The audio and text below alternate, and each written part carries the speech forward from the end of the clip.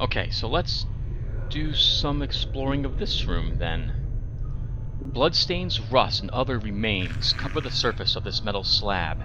It is much larger than most of the other slabs, and is sitting on a platform that allows it to be rotated. Oh, okay. I don't see anything in here that lets them be rotated. Okay, maybe some slabs, the small ones, have something on them that can be rotated easily, and this one must be bigger for some other purpose. Okay. The shambling corpse gazes at you with vacant eyes. Her skin is paper thin, almost wispy. It's like someone draped a sheet of cobwebs across her frame. The number 594 has been scratched onto her forehead with a charcoal pencil. Holy crap, this is very macabre. Oh, it was great talking to you. Farewell. Psst, you see the way she was looking at me, huh? You see that? The way she was following the curve of my... Oh, what's this? Occipital bone? You mean that blank-eyed beyond-the-grave stare? What? Are you blind? She was scouting me out. It was shameless the way she wanted me.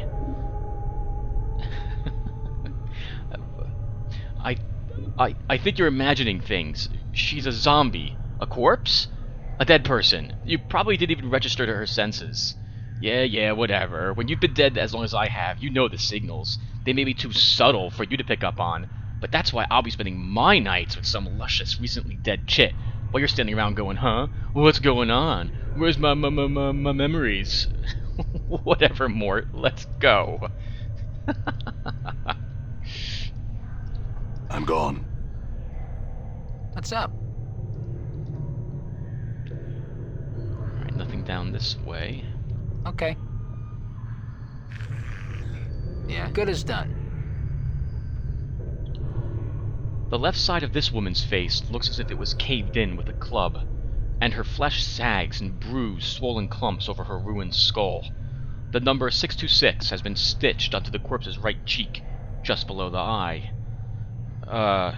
Nasty wound you've got there.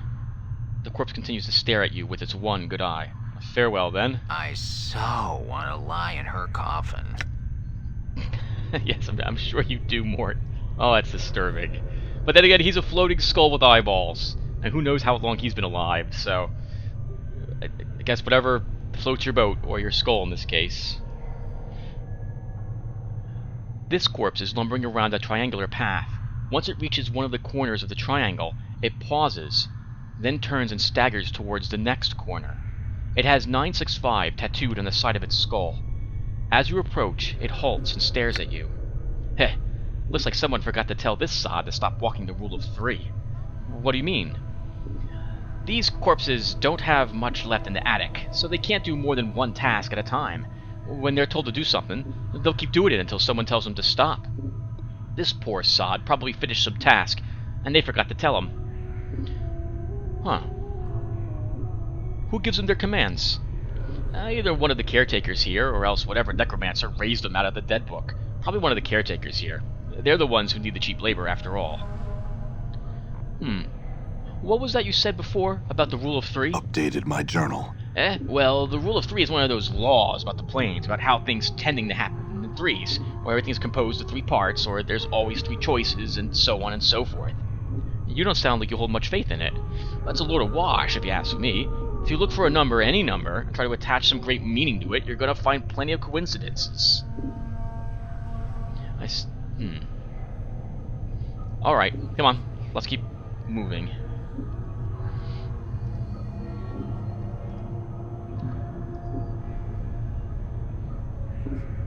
Another chamber. You haven't met any dustmen yet. Only just undead workers. This corpse is shuffling from slab to slab, bandaging the corpses lying there.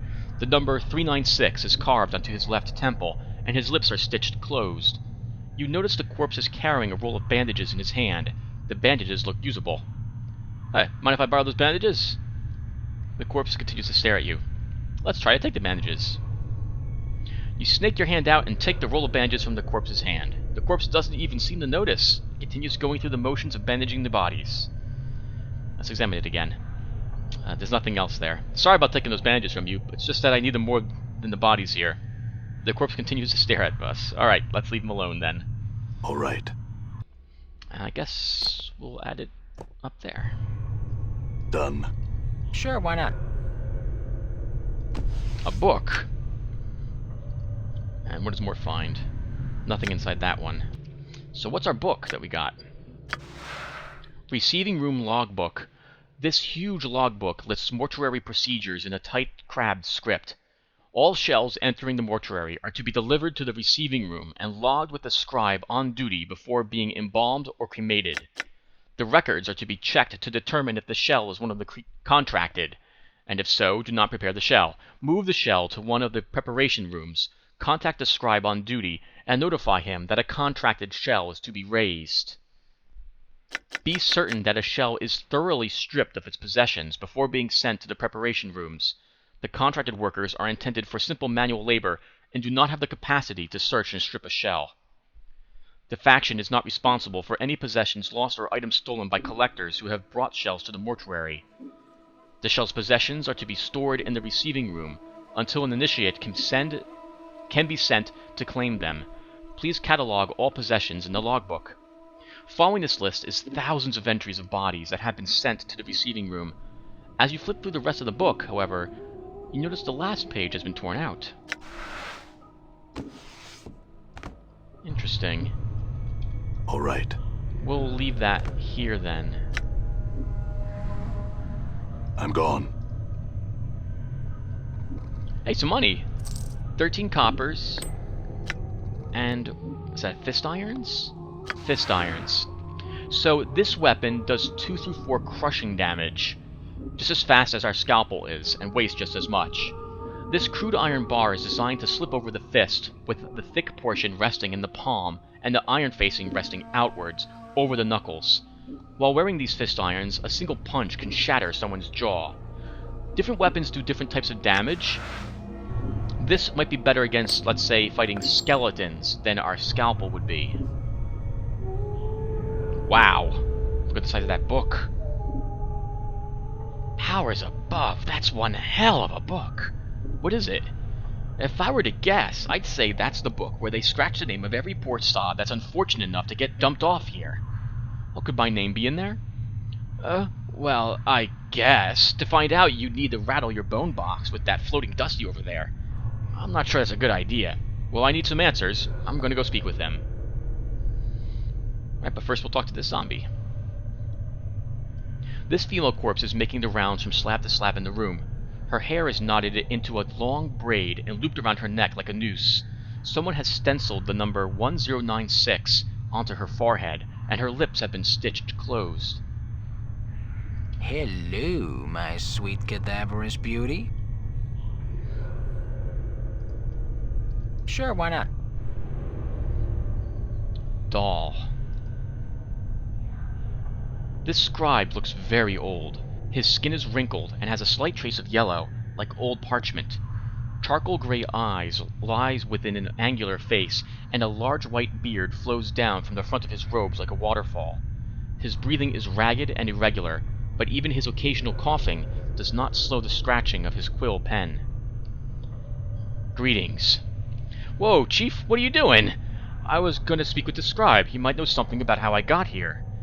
Look, rattling your bone box at the dusty should be the last thing. Before Mort can finish his rant, the scribe begins coughing violently. After a moment or two, the coughing spell dies down, and the scribe's breathing resumes its ragged wheeze. And we especially shouldn't be swapping the chant with sick dusties. Come on, let's leave. The quicker we give this place the laugh, the better. Before Mort can finish, the scribe's gray eyes flicker to you. The weight of years hangs heavy upon me, restless one. He places down his quill. But I do not yet count the deafness among my ailments. Restless one, do you know me? Know you? There is a trace of bitterness in the scribe's voice as he speaks. I have never known you, restless one, no more than you have known yourself. For you have forgotten. Have you not? Who are you? As always, the question, and the wrong question, as always. He bows slightly, but the movement suddenly sends him into a bout of coughing. He pauses a moment, catching his breath. I am Dahl. That question was but the first, Dahl. There is much I wish to know. Updated my journal. Very well. What did you wish to know? What is this place? You're in the mortuary, Restless One. Again, you have come. Before he could finish, Dahl breaks into a fit of coughing. After a moment, he calms himself and his breathing resumes its ragged wheeze. This is the waiting room for those about to depart the shadow of this life. Restless One. Restless is as good a term as any. Dahl draws a ragged breath. Something keeps you here, does it not? Something that must be resolved. Some passion that must be quenched before you can reach the true death? What's the true death?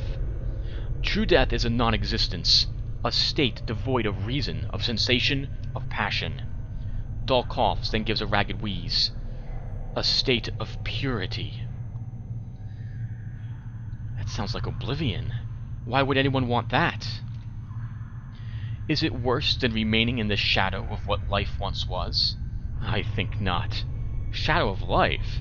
Yes, a shadow. You see, Restless One, this life, it is not real. Your life, my life, they are shadows, flickering of what life once was. This life where we end up after we die. And here we remain, trapped, caged, until we can achieve the true death. What makes you think this life isn't real? What makes you think this life is real? Look inside yourself. Do you not feel something lacking? Dahl shakes his head. This is a purgatory. There is only sorrow here, misery, torment. These are not the elements that make up life. They are part of the cage that traps us in this shadow. I think your fatalism has gotten the better of you. Those elements are part of life, but not the whole of it. Dahl shakes his head. Passions carry weight. They anchor many to this shadow of life. As long as one clings to emotion, they will be continually reborn into this life, forever suffering, never knowing the purity of true death. I see. And then how does one escape the cycle of rebirth and achieve this true death? Kill your passions. Strip yourself of the need for sensation. When you are truly cleansed, then the cycle of rebirth will end, and you can achieve peace. Dahl sighs. It sounds like a death rattle in his throat. Past these shells of ours, past the eternal boundary, lies the peace that all souls seek. The eternal boundary? The boundary between the shadow of this life and the true death. Can you tell me more about the mortuary? This is where the dead of Sigil are brought to be interred or cremated. It is our responsibility as dustmen to care for the dead, those who have left this shadow of life and walked the path to true death. Dahl's voice drops in concern. Your wounds must have exacted a heavy toll if you do not recognize this place. It is almost your home. Wounds? Yes, the wounds that decorate your body. They look as if they have been sent to lesser man along the path of the true death, yet it seems as if many of them have healed already. Dahl coughs violently for a moment, then steadies himself. But those are only the surface wounds. What do you mean by that? Updated my journal. I speak of the wounds of the mind. You have forgotten much, have you not? Mayhap your true wounds run much deeper than the scars that decorate your surface. Dahl coughs again. But that is something that only you would know for certain. Tell me more of the mortuary. You mentioned a place called Sigil? Sigil is our fair city, Restless One. You mind if I ask you another question? Dahl nods. Dustmen. We dustmen are a faction, a gathering of those of us that recognize the illusion of this life. We await the next life and help others on their journey. Perhaps you can explain why the dustmen want me dead. It is said that there are souls who can never attain the true death. Death has forsaken them, and their names shall never be penned in the dead book. To awake from death as you have done suggests you are one of these souls. Your existence is unacceptable to our faction. Unacceptable? That doesn't sound like it leaves me in a good position. You must understand. Your existence is a blasphemy to them. Many of our faction would order you cremated, if they were aware of your affliction. Well, you're a dustman. You don't seem to be in favor of killing me. Why not? Because forcing our beliefs upon you is not just. You must give up this shadow of life on your own, not because we force you to. Dol looks about to break into another coughing jag, and he manages to hold it in with some effort. As long as I remain at my post, I will protect your right to search for your own truth. What is your post? I am a scribe, a cataloger of all the shells that come to the mortuary. Dol coughs again, then takes a deep breath. As long as a stream of corpses flows through the mortuary, I shall remain at my post. You say that I have been here more than once. How is it that the dustmen do not recognize me? Updated my journal. I am the one that catalogs the shells that come to our halls, Restless One. Dol breaks into a fit of coughing, then steadies himself. Only I see the faces of those that lie upon our slabs. The dark of your existence lies safe with me. I had another question. Very well. What did you wish to know? You sound ill. Are you not well? I am close now to the true death, Restless One. It will not be long before I pass beyond the eternal boundary and find the peace I have been seeking. I tire of this mortal sphere. The plains hold no more wonders for one such as I. Are you certain? There might be some way I could help you. I do not wish to live forever, nor live again, Restless One. I could not bear it. Very well. How did I get here? Dol snorts in contempt. Huh! Your moldy chariot ferried you to the mortuary, Restless One. You would think you were royalty, based on the number of loyal subjects that lay stinking and festering upon the cart that carried you. I arrived here on a cart. Updated my journal. Yes, your body was somewhere in the middle of the heap, sharing its fluids with the rest of the mountain of corpses. Dol breaks into another violent fit of coughing, finally catching his breath minutes later. Your seneschal, Farad, was, as always, pleased to accept a few moldy coppers to dump the lot of you at the mortuary gate. Who is this Farad? He is a collector of the dead. We have such people in our city that scavenge the bodies of those that have walked the path of true death and bring them to us so that they may be interred properly. It doesn't sound like you like him much. There are some I respect, Restless One. Farad is not one of them. He wears his ill repute like a badge of honor and takes liberties with the possessions of the dead. He is a knight of the post, cross-trading filth of the lowest sort. A knight of the post? A knight of the post, a thief. All Farad brings to our walls comes stripped of little less in their dignity than they possessed in life. Farad takes whatever he may pry from their stiffening fingers. Do you know if Farad took anything from me? Most likely. Are you missing anything, especially anything of value? Not that Farad would take exception to anything that wasn't physically grafted to your body, and sometimes even that is not enough to give his greedy mind pause. I am missing a journal. A journal? If it was of any value, then it is likely it lies in Farad's hands. Where can I find this Farad? If events persist as they have, Restless One, you have a much greater chance of Farad finding you and bringing you to us again before you find whatever ooze puddle he wallows in this time. Nevertheless, I must find him. Do not seek out Farad, Restless One. I am certain that it will simply come full circle again, with you none the wiser, and Farad a few coppers richer. Accept death, Restless One. Do not perpetuate your circle of misery. I have to find him.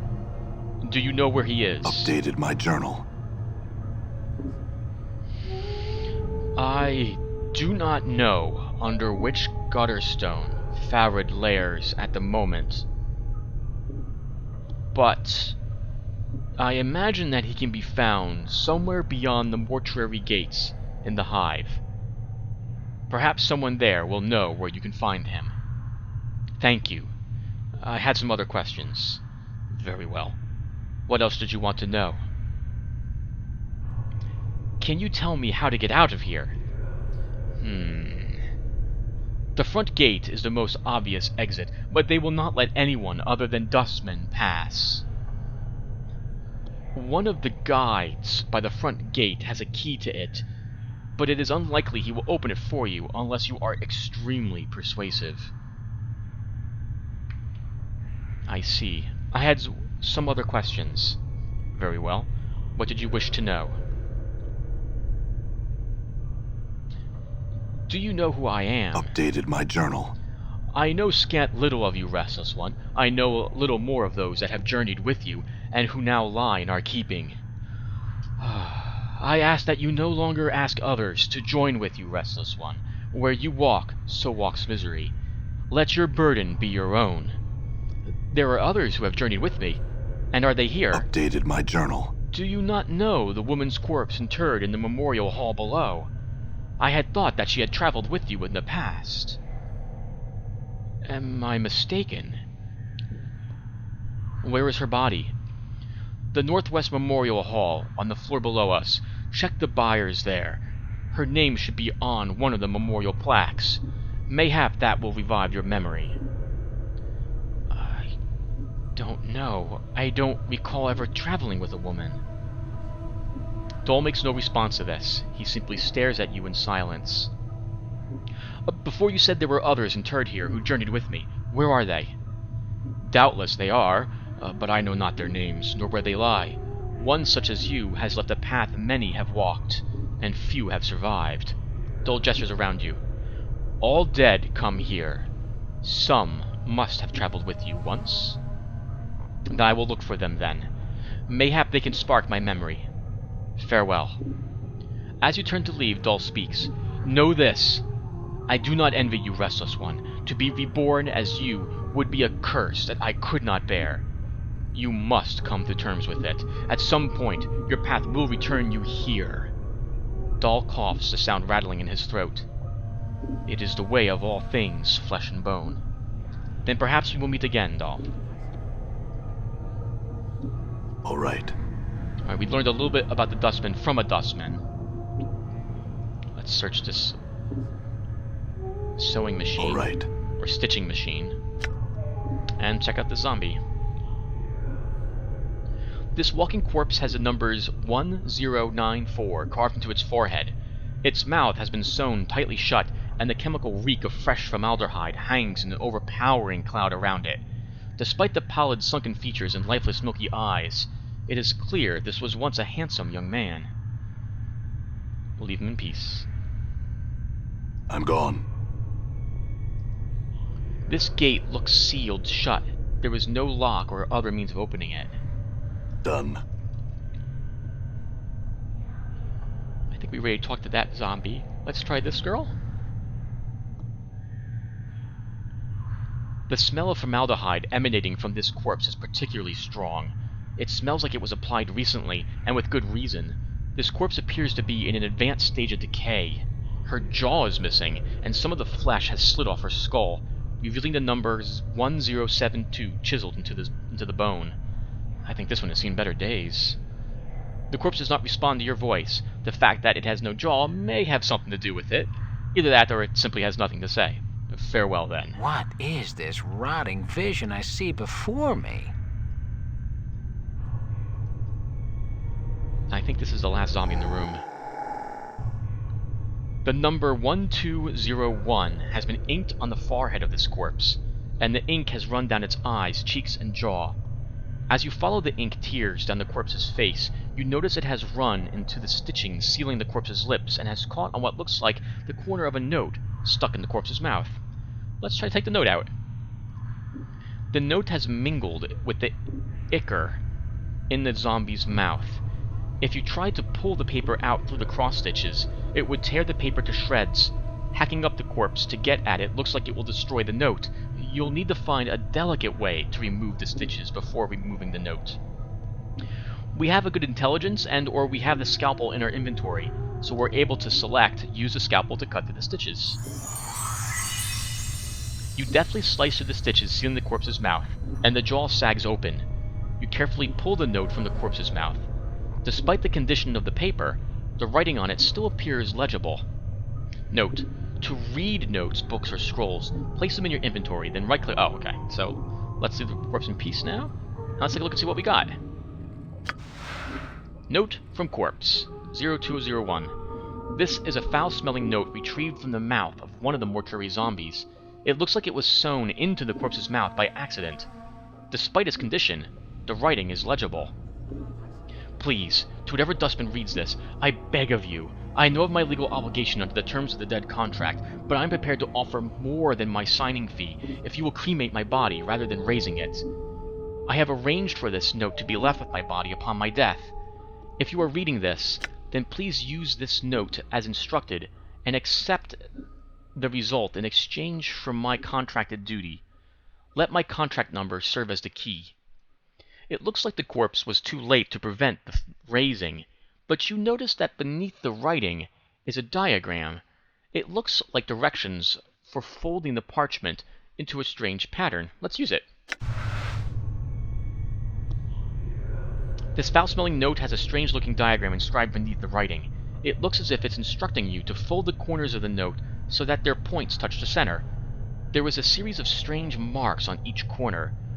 One mark on the upper right, 2 marks in the lower right, 3 marks on the lower left, and no marks on the upper left. Okay, so this corpse has a number 1201. So let's start with the upper right. You fold the corner inward so that its point touches the center. Now the lower right, you fold the corner inward so its point touches the center. Now the upper left. As you fold the upper left inward to the center, you watch as the upper right corner unfolds by itself, resuming its normal position. Oh, well, we'll put it back in. As you fold the paper the upper right corner back into the center, the lower left corner mirrors the action until all the corners touch in the center. You watch for a moment, and the corners of the paper rise up, turning the note into a small 4-sided paper pyramid. Oh, let's open the sides. You peel back the sides of the pyramid, and the paper disintegrates to dust. Inside is a small triangle-shaped earring. It catches the light and gleams brightly. Let's take it. Cool, our first item. But we don't know what it is. You have received this small earring from folding a note in the mouth of one of the walking corpses in the mortuary. It's a beautiful earring, but despite its beauty, all it seems to do is remind you how strange this world is that you've woken up in. Some items are magical, so this item is a magical item, but we can't tell what it does, because we don't have a means to identify it yet. We either have to pay to get it identified, or eventually find a identify scroll, or be able to cast an identify spell. Done. Oh, we might as well search the rest of these containers. There's nothing in them. Nothing else for me to look at here either.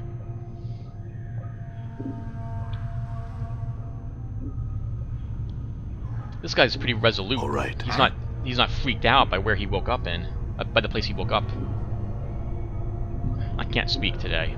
I can, but it's not very good apparently. Sure, why not? I can't speak well at all. Hello, zombie worker. This huge corpse is standing silently in a corner of the room, facing the wall. He looks to have been a heavy-set man in his early years, and judging by the condition of the body, he died only recently. The freshly stitched number on his forehead reads 1664. This corpse looks like it is serving as a librarian, for it is carrying a huge stack of books in its arms. Let's examine them. The books appear to be old mortuary ledgers, none of them of any particular interest. As you search through the text, however, you notice a loose page folded between 2 of the books.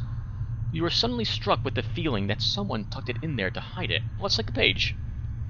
The page doesn't look like it belongs with the ledgers. It looks like it belongs in a logbook.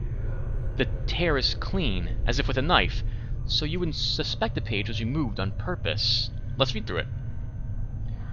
You take a moment to read through the page. It's a list of dead bodies brought to the mortuary and logged in the receiving room. All the entries appear to be recent arrivals. Let's take it. It might detail me. I'm gone.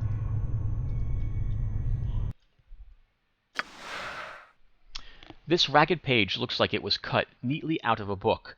It is written in a tight, crabbed script. Okay, yeah, so it is from the logbook. 16537, 5th night, drunk, chest wound, cause of death, mauling, abishai, collector, pox, 3 commons paid, no possessions. 16538. Oh wow, so okay, so this must be the corpses. They're up to 16,538 of them. Desiccated corpse. Cause of death, oh wow. Indeterminable. Age of shell prevents identification. Collector, Farad. 3 commons paid, no possessions. Stripped, knife marks evident from dissection.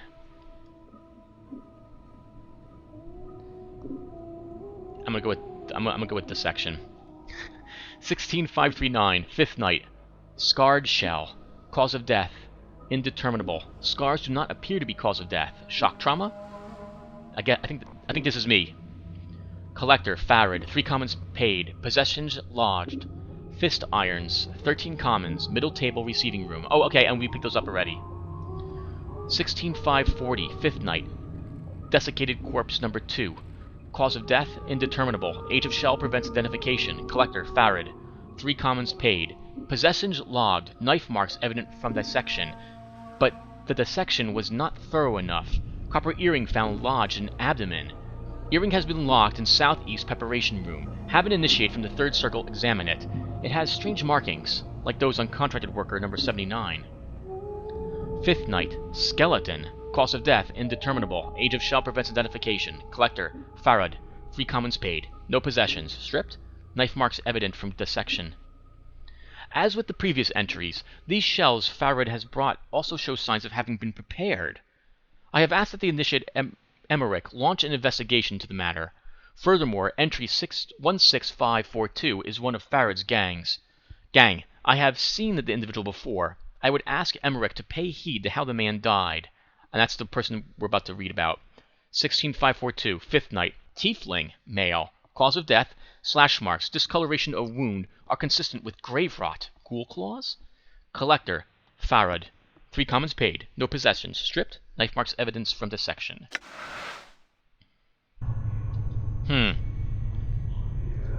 So Farad's been taking everything off the bodies and then delivering them here. Apparently he's finding really old bodies, too. Sure, why not? Done. I'm gone. Hey! This person's wearing robes. Evine, I think is how you say that. Done. Okay. I'm gonna check all these first, though. All right. Hey, some more bandages. Good as done. Alright, let's talk to this All right. girl, I think.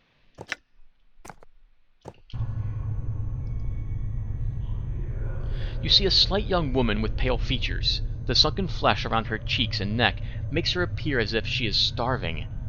She seems intent on dissecting the corpse in front of her, prodding the chest with a finger. Greetings. The woman does not respond. She seems too intent on the body in front of her. As you watch her work, you suddenly notice her hands. Her fingers are talons. They are darting in and out of the corpse's chest cavity like knives, removing organs. What's wrong with her hands? The woman makes no response. Updated my journal. She's a tiefling, Chief. They got fiend blood in their veins, usually because some ancestor of theirs shared knickers with one demon or another. Makes some of them addled in the head, and addled looking, too. Let's try to get her attention. The woman jumps and whips around to face you. Her eyes are a rotting yellow, with small orange dots for pupils. As she sees you, her expression changes from surprise to irritation, and she frowns at you. Greetings? She doesn't seem to have heard you. She leans forward, squinting, as if she can't quite make you out. Whatever is wrong with her eyes must make her terribly nearsighted. You! She clacks her talon fingers together, then makes a strange motion with her hands. Find thread and embalming juice. Bring here. To Evine. Go, go, go. Okay. Updated my journal. She must think I'm a zombie. All right. Alright, so let's look for these objects then. Done. What's up, Chief?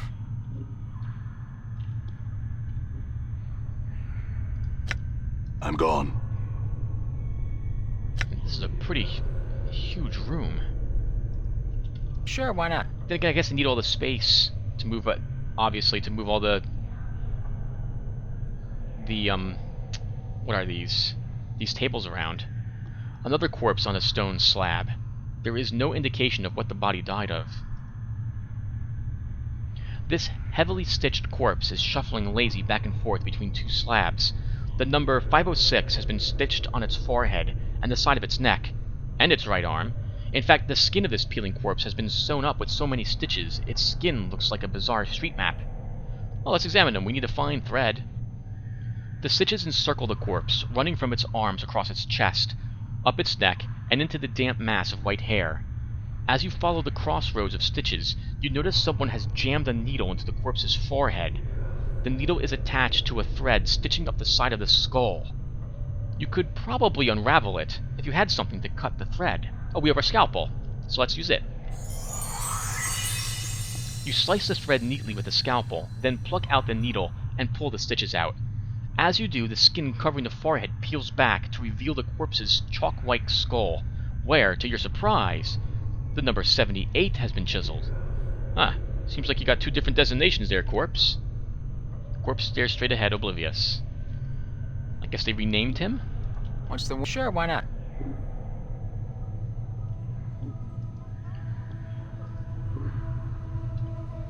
The eyes of this corpse are set close together, and the eyeballs themselves are slightly askew.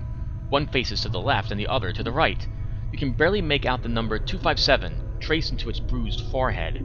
It looks like the corpse has taken several blows to the head, making the number difficult to read. Don't you get dizzy with your eyeballs facing like that? We did pick up thread. Needle and thread. Heals 6 hit points. This is a spool of thread and a small bone needle. They look like they've been used for stitching up wounds in living or dead bodies. When used on a creature, it heals 6 body points of damage. We'll take those then. Well, I mean, we have them. We'll need to turn them into Evine here as well. These barrels contain a murky liquid. It smells like a cross between vinegar and formaldehyde.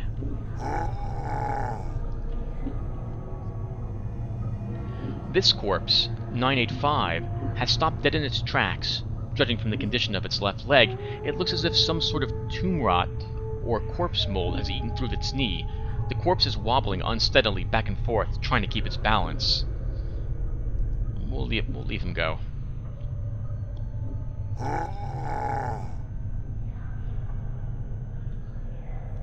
I'm gone. What's up? This must be the second floor. There must be a way down and a way up, I guess. Yeah? Okay, I'm gonna take a small break. My voice is getting sore. My throat. I'll be back shortly. Thank you for watching so far.